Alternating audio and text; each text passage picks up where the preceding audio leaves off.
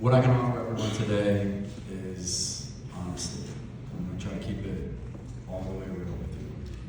I live in the West End for a reason.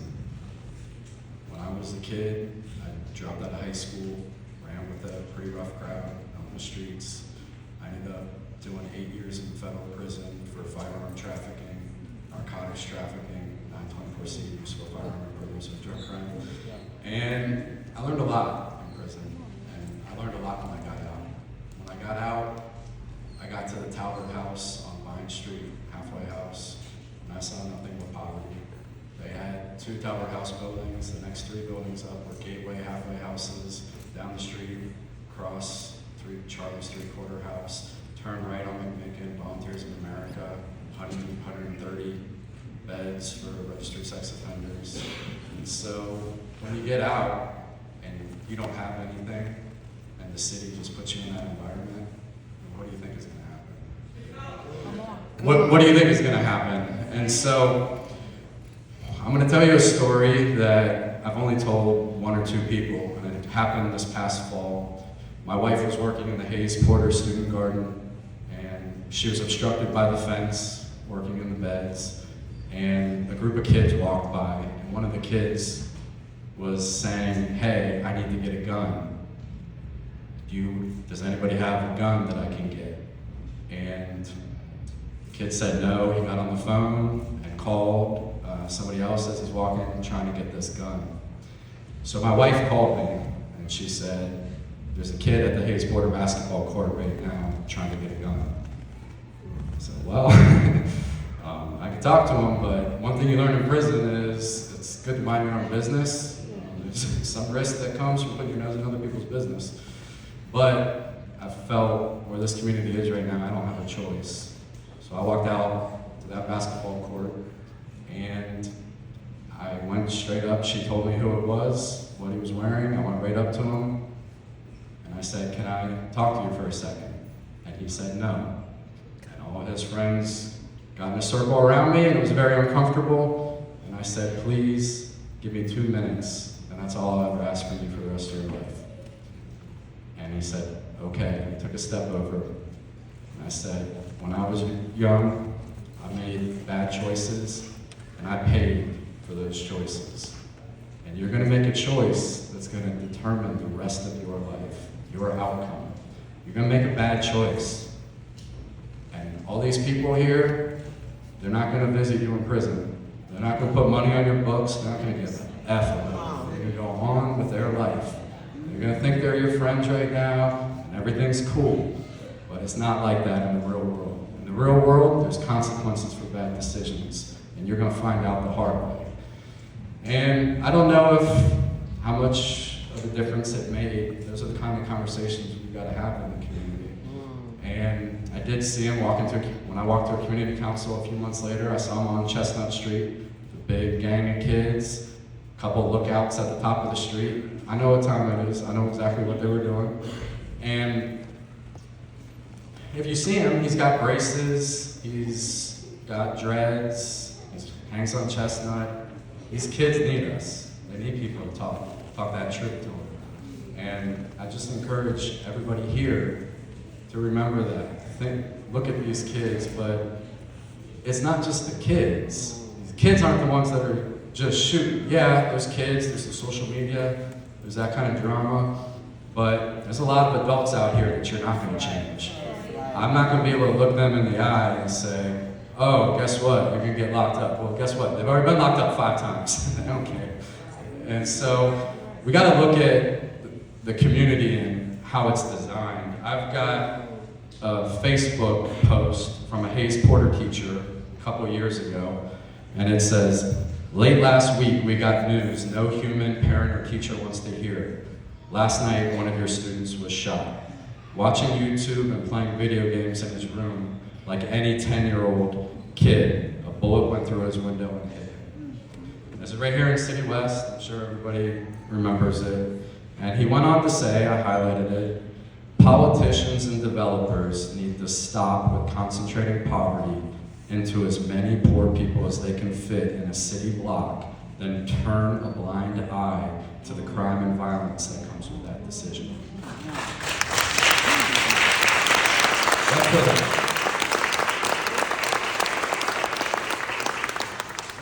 We put a lot of pressure on the city. City manager did a report. Report shows a few Cincinnati neighborhoods have the most new affordable housing.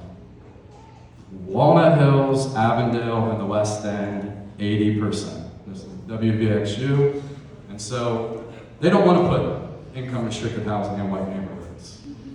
It's not going to happen. And guess what? Politicians know that those white neighborhoods vote more than the West End.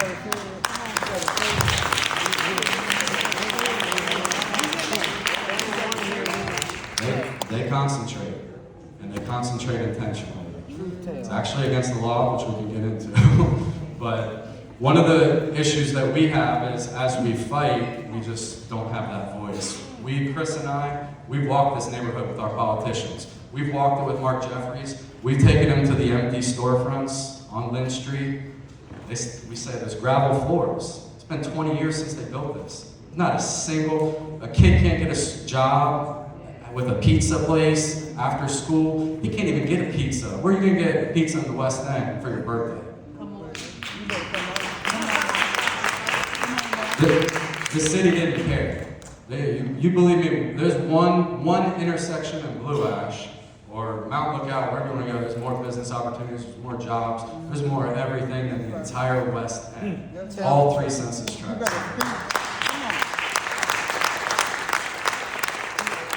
When Chris and I walk the neighborhood with these politicians that don't listen. Come on. Speak. Our state representative, Dunny Isaacson, I said, how do we get them to stop breaking the law? The kids are getting shot, they concentrate all this poverty. How do we get them to stop? And he said, when I ran, I had to look at the voter turnout at all the precincts to figure out where I was going to spend the most time.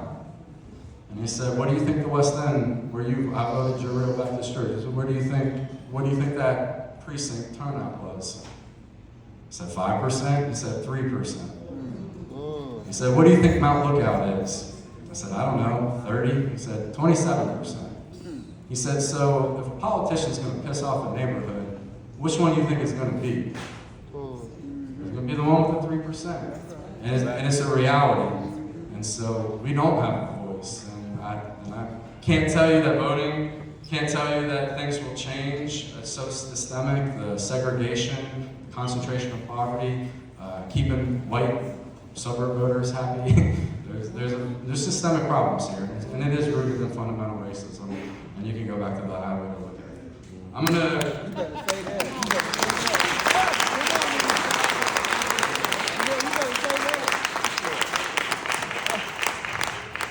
We all know Didnt. You know, West End, we got just a couple businesses. There's just a couple retail spots. There's no Target, there's no pharmacy.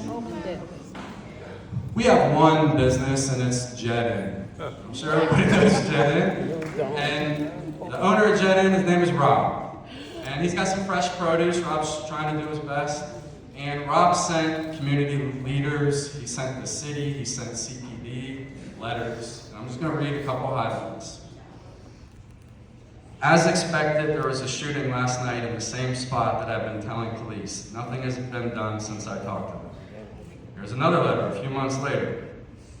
This is Rob again from Didnt. Things have gotten a little better after the shooting and the police presence and drive-bys. Things are back to the same, if not worse now. They are very comfortable with selling drugs and crime, and it seems no one cares. I've been in this business for 28 years in the same spot. Black-owned business, nobody cares. We have our community engagement specialist with the Urban League did a little investigation. She was here tonight, today. I had a good talk with her. And here's a letter that she sent to community leaders and the city. And it said, this is around Didnt. A witness to the activity also noted that there is a 12-year-old boy used as a runner for the group. He's also been asked to leave the property of the convenience store. Other kids are used as runners as well, but the 12-year-old is the dominant runner. He has witnessed several activities conducted by the crowd and has watched 2 members of the crowd walk back and forth from an apartment in City West on Clark Street. The census tract that this is happening in, we're standing in right now. How many, this is obviously to the south of us is Jet Inn. This census tract goes from Liberty Street to Port Street, from the highway to Lynn Street. How many home ownership units has the city held in this census tract? You better come on. Come on, talk. Not one. Come on now. Not one. Zero. It's criminal. Zero. And what has the city done over the last 5 years here? You see next to our public library, you see that Tender Mercies? That's 57 units for individuals with a history of mental illness and chronic homelessness. They need a place to live just like I did when I got out of prison. Is this the census tract for that? Reading what you just heard Rob from Jet Inn telling the city, is this where we want to put the most vulnerable people? Come on. Right next to open air drug markets? Come on. City's fine with it. They funded it. They support it. And so when Russell Winters, the executive director of Tender Mercies, came to the community council, we asked him, hey, you're about to open. Have you had any friction at your other locations with the surrounding community? He said, well, yeah, we always have problems. I said, no, give an example, just what we can expect. He said, well, people know around OTR, we had a big problem with a guy peeing out his window on people on the sidewalk. And we couldn't close the window because of the egress, legal stuff, and so those are the kind of things we have to work around.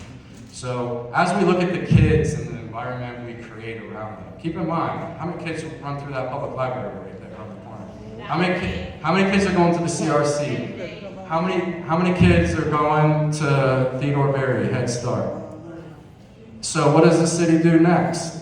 The next year with their funding, they funded the conversion of Richmond Village to all income restricted, lower than low income.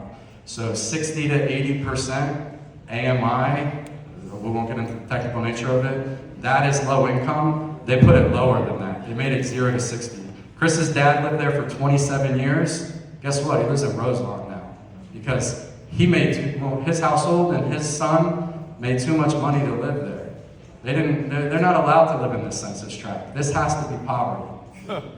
And so they kicked out over 28 black households because they made too much. We don't want kids to grow up around people that have better jobs. This is what they gotta see. And they use public money to do it, and that's where they break the law. Then, what did they build? What did they do the next year? They fund Slater Hall. 62 more Tender Mercy units behind Richmond Village, behind those apartments.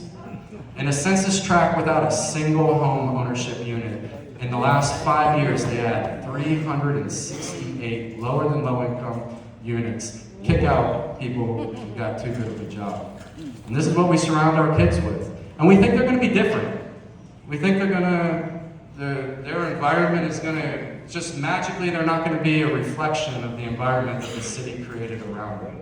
We think that they're just magically going to be people that are going to stop the crime and stop the BS from happening. It's guaranteed statistically. HUD has the data. There's academic data on it. I'll just tell you, where the city doesn't care, I care because I was in that position. So I care about those people in the Tender Mercies. If it was my sister, chronically homeless, with a drug addiction problem, I do not want them next to the open air drug market, next to Jet Inn. That's me. I don't speak for them. That's me. So I care, so I follow up. And I ask CPD, tell me the police dispatch data for your 57 units at 821 Flats, the Tender Mercies they built 3 years ago next to the library. This is Officer Woods for the last 143 police dispatch calls. We're talking 57 units. I went with Captain Hammer through the police dispatches to look to see, are these mental health crisis? What are these calls? Are they hang-ups? And we factored out about 30 hang-ups, mental health stuff. We're talking legitimate police calls. We're talking disorderly conduct, we're talking weapons. And so what do these kids need next to their Theodore Berry Head Start program? Another Tender Mercies. What are police dispatch calls going to be on this one? when you put all of these people that are vulnerable in this same position. We know what time it is. I see people nodding their heads. You know what time it is. That's right. This, if you look at the map, just 3D of that census tract, there's not a single market rate unit here.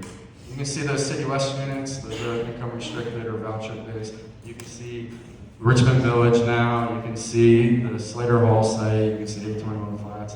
They designed this. This is by design, this is intentional. Not in 1 million years are they going to do this in a white neighborhood. 23 income restricted buildings in a row. Just show it to me.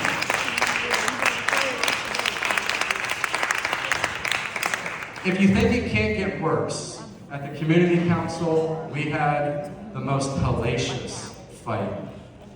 We had Volunteers of America purchase a building in the West End for a behavioral health service for pedophiles and sex offenders. And I took my commercial tape measure and I measured how far it was from Hayes Porter. 80 feet. I did a Freedom of Information Act with the city for all the information. Who in their right mind would do that? And I got an email from the head of zoning to the developer that said, if you take the word drug treatment out of your scope of services, we'll support you. You'll never see that in a white neighborhood, I promise you. 80 feet from a white elementary school? Show me. They love that song, Try That in a Small Town. Go try that in Bethel, Ohio. Watch, they'll burn that thing down. You better say it. You better say it. You better say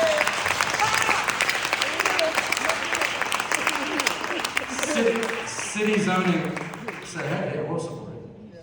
So, I'll end with that. I'll tell you, I don't know how many people know, but we were on the front page of the Inquirer 2 weeks ago. We are suing the ish out of the city. Come on.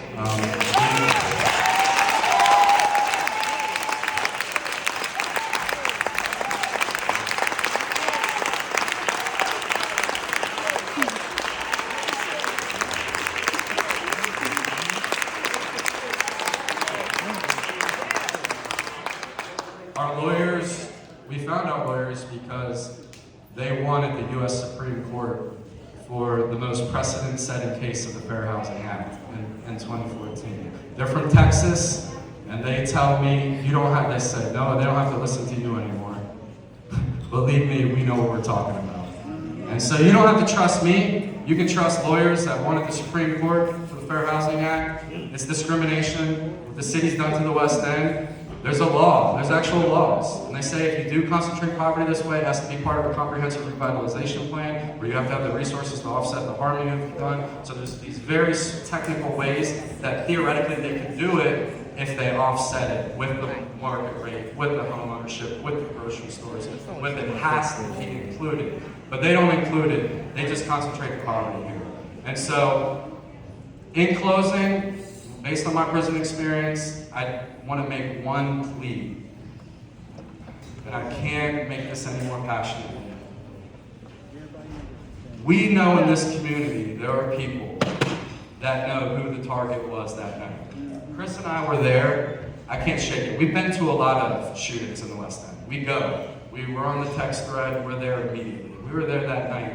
I still haven't shook. That's why I'm talking this way in front of these politicians that did this. I can't shake it. I'm standing there.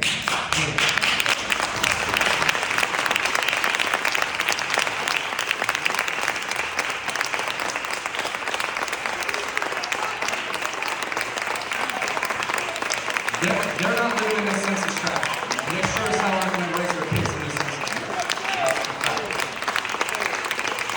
So I'm gonna end on one thing, and I'm just begging. People know who the intended target was that night. That's it. People,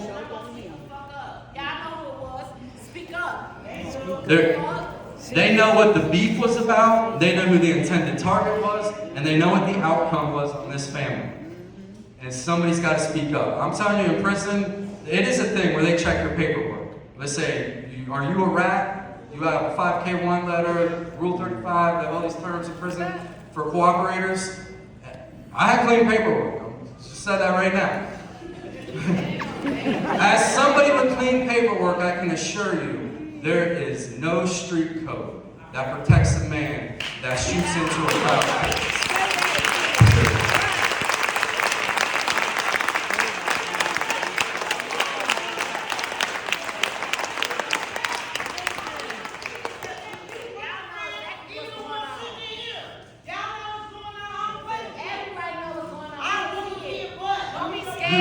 You gotta step up. The community is behind you. You got to do the right thing. There has to be justice for this thing. I'm gonna end on that.